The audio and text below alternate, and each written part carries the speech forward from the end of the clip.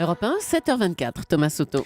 Alors que François Hollande nous annonce un retournement économique, certains socialistes en sont à retourner chez Pôle emploi. Bonjour Caroline Roux. Bonjour Thomas. C'est le sujet tabou au PS après les municipales, celui du plan social qui est en cours. Oui, alors la rue de Solferino a commencé à faire les comptes, à solliciter la base pour mesurer l'étendue du désastre. Comme le dit lui-même le premier secrétaire du Parti Socialiste, le chiffre est provisoire, mais ce sont déjà 1000 personnes au moins qui sont sur le carreau depuis la déroute des municipales. Alors, ce sont des secrétaires particuliers, des chefs de cabinet, des assistants, des attachés de presse, en fait des collaborateurs des maires battus qui se retrouvent à pointer à Pôle emploi. Les CV, les appels au secours arrivent parfois directement par courrier au PS, mais en général, les tentatives de reclassement se font au niveau local. Au coup par coup, on arrive parfois à recaser un assistant dans une région, me dit un cadre du parti. Mais il s'empresse, Thomas, de préciser que tout doit se faire en transparence parce que les régions socialistes ont déjà pléthore, vous le savez bien, de collaborateurs.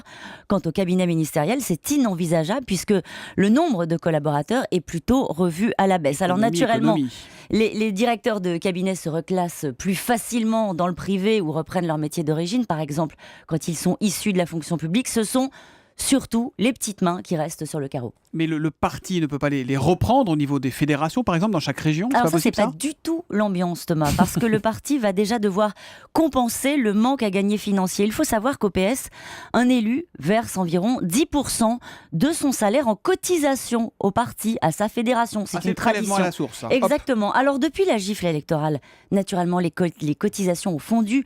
Rue de Solferino, on n'a pas encore fini de faire les comptes, mais le PS va devoir provisionner pour aider les fédérations à payer les factures de loyer, les locations de salles, le téléphone, etc.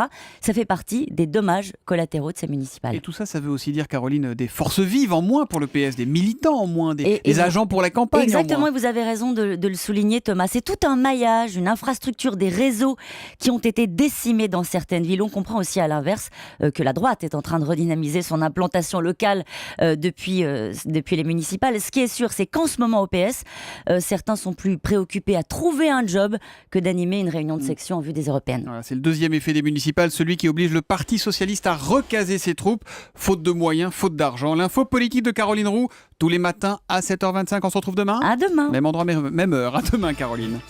Europe 1, il est 7h27. Dans un instant, le journal d'Hélène Zélani.